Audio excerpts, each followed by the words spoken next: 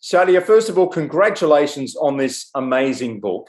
Can you tell us where the title came from and what the meaning of the title of the book is? Title came, the flower, the Cyclamen flower. Since I was a little girl, just start walking, like maybe 12, 13 months, I used to run in the fields and pick up that flower and gather it and hold it like a baby. And I wasn't interested in toys or sweets or anything. I loved that flower. Since I was a little girl, they call me the mother of Cyclamen. Because I hold them like a baby and just run and all that. But when I decided to write my book, it clicked to me that flower survived all weathers, harsh, under soil, like hot, cold, whatever, and it comes back, survive in spring. And represents my life in so many ways. So do you have mixed memories of your childhood as a little girl before the war started, which was, I think it began in 1975, the Lebanese Civil War. What kind of memories do you have of growing up in Lebanon? I had a sweet memories, the most beautiful memories. I'm originally from the south of Lebanon, a town called Marvellous. And I was born in Beirut, like in a hospital in Beirut. And then I stayed in Marvellous till the age of 2. And then we moved to Beirut because of financial difficulties. We kept going. I enjoy my life. I had friends in the area. The people there in that part of Beirut, very friendly, amazing. They welcome us in open heart. And it was not the money, but the relationship with the neighbors and all the area. It was beautiful. I had a great memory, and even in our lowest like poverty, put it that way. I had a great memories. You could see a few things in the book, not everything, but I had a great memory growing up in Beirut. Yeah, we opened a convenience store, and I was Dad's helper. After school, I come help him in the convenience store and serve customers. And it was great, But the thing is, I lost my dad when I was 12, and I was angry for years to come, very angry. The man I loved and cherished and everything is gone. It wasn't easy. Then 5 years later, 5+, the war starts in Lebanon. And it wasn't nice. I was, I think, 16. Yeah, about 16, 17. And this is where so many things happened, and awful things, start to escalate, and this and that. And you know how civil war, it affects people's mentality, emotionally and physically, and all that, Yeah.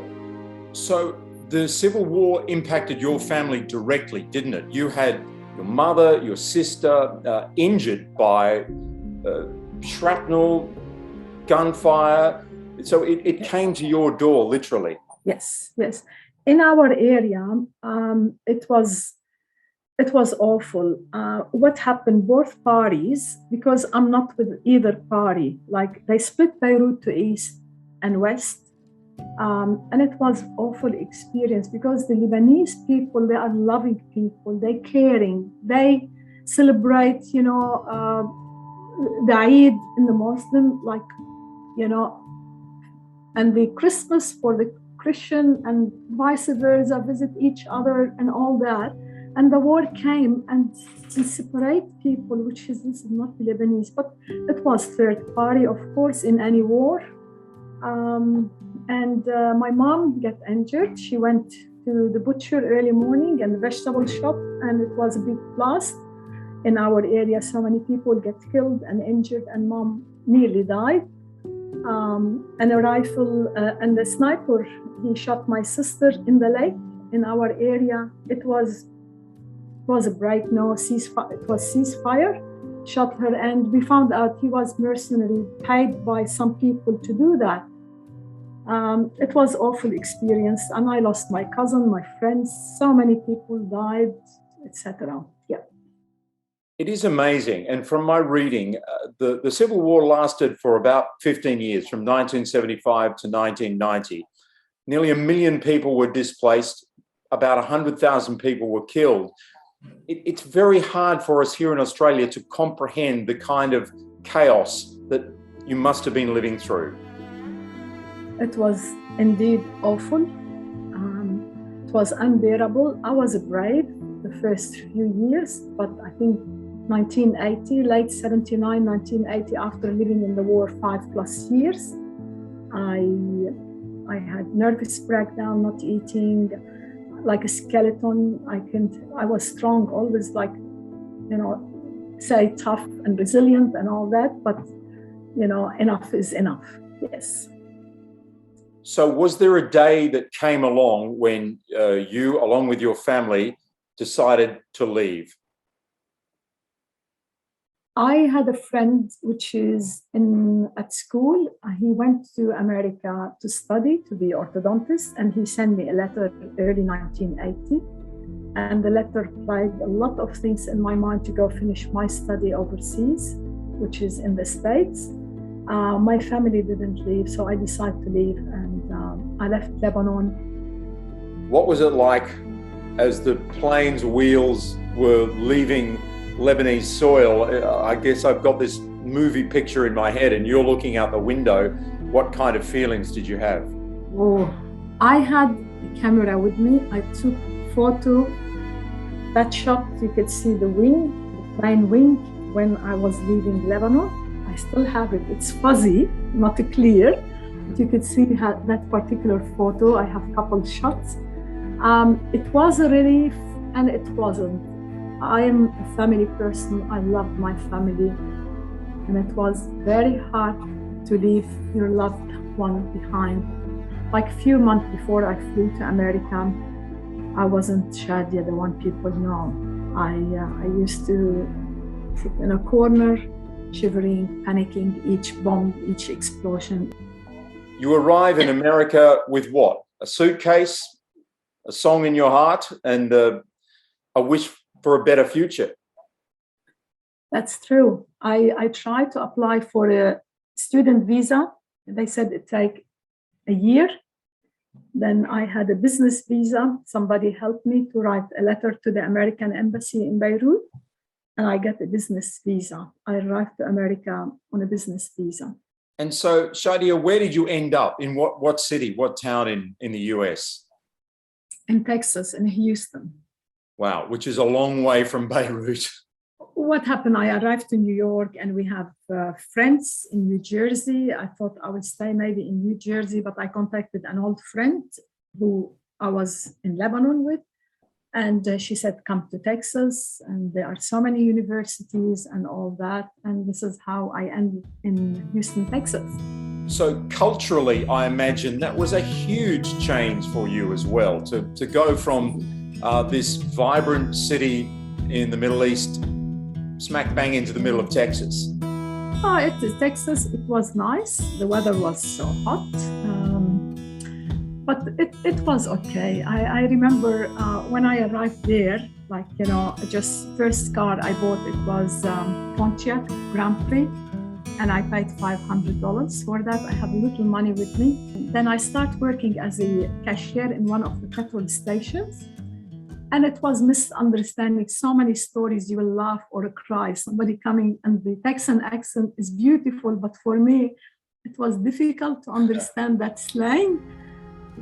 And ultimately, you end up in a relationship that was not a healthy one for you, which it ends up causing you and becoming the motivation for you to go to Australia.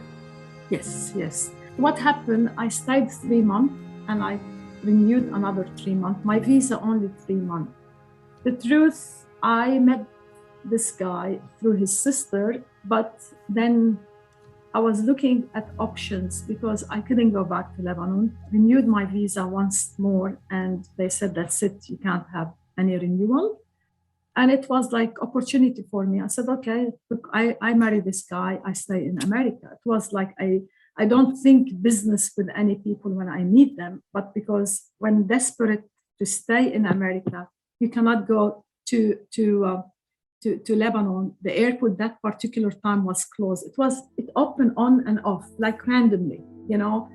So I married him, and it was the wrong decision.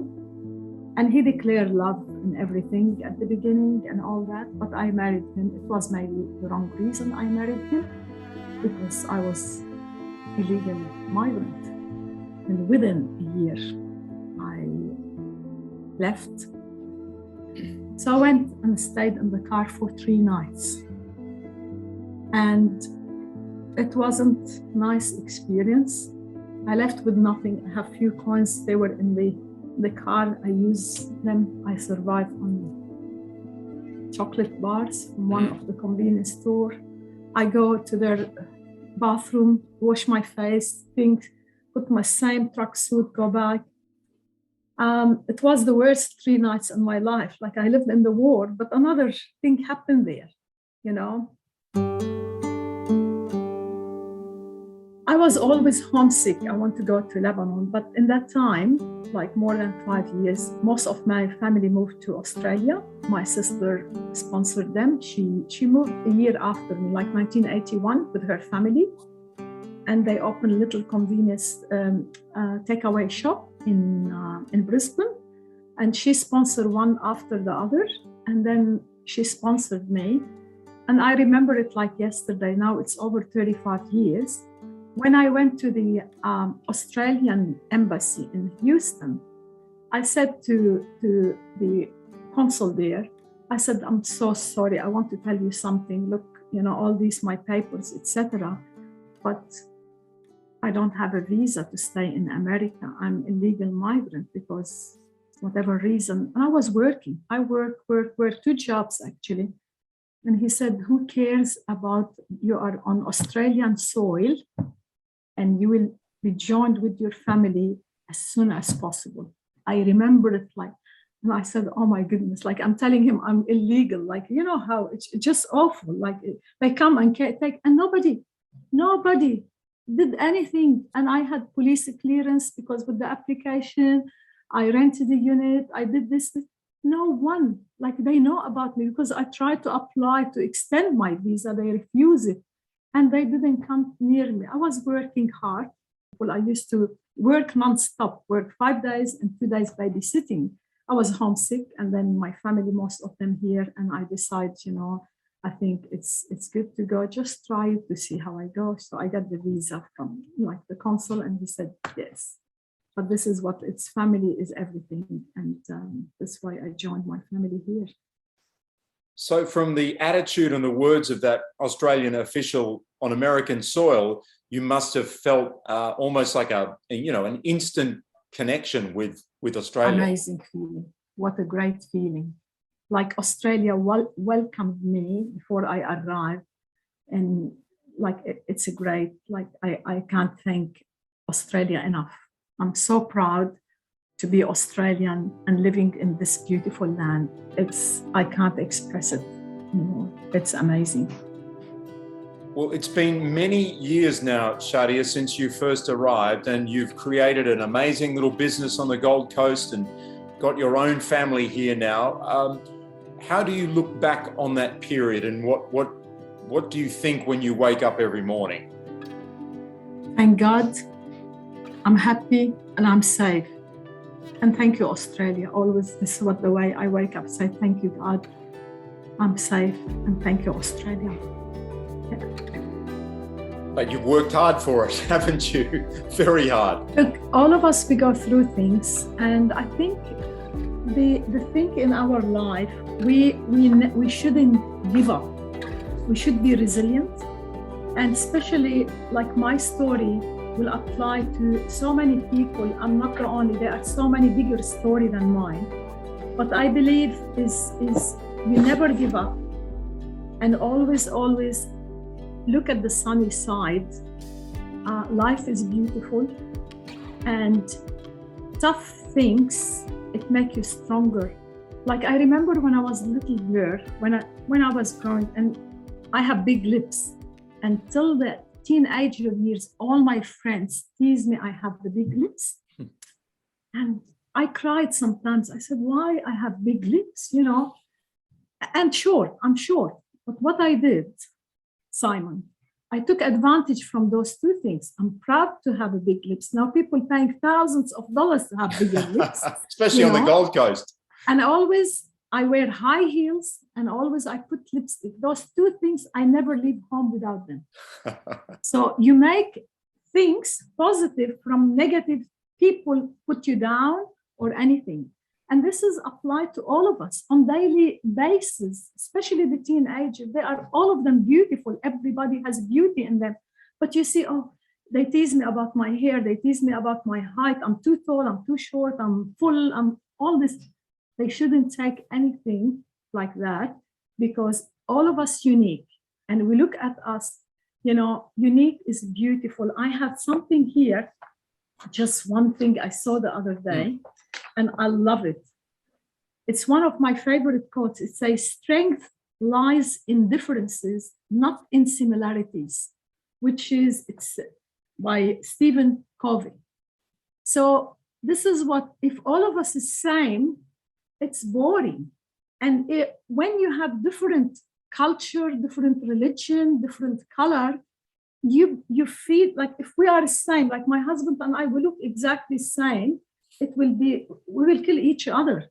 We have to, I give some, he gives some, I have different look, different height, he's tall, I'm short, all these things. I have an accent, he doesn't have, I'm talking English, second language, but all these things, it makes us stronger in life. And I look, at the multicultural is culture of wealth for living together.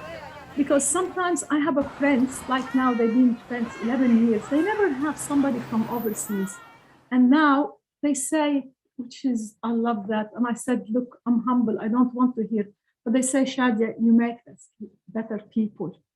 You made us better. I said, no way. They said, no, we learned a lot before we were green. We didn't know, And this is what I think multiculturalism is very important thing in our life. Because the word, all of us one, like we walk together in this life. No one on the word, no one on the earth. All of us one. It doesn't matter what, culture we are. And this is very important. I think it's such an important point because you never know how your own actions and your own words are influencing other people, which is a really important lesson, isn't it? Yes, that's true.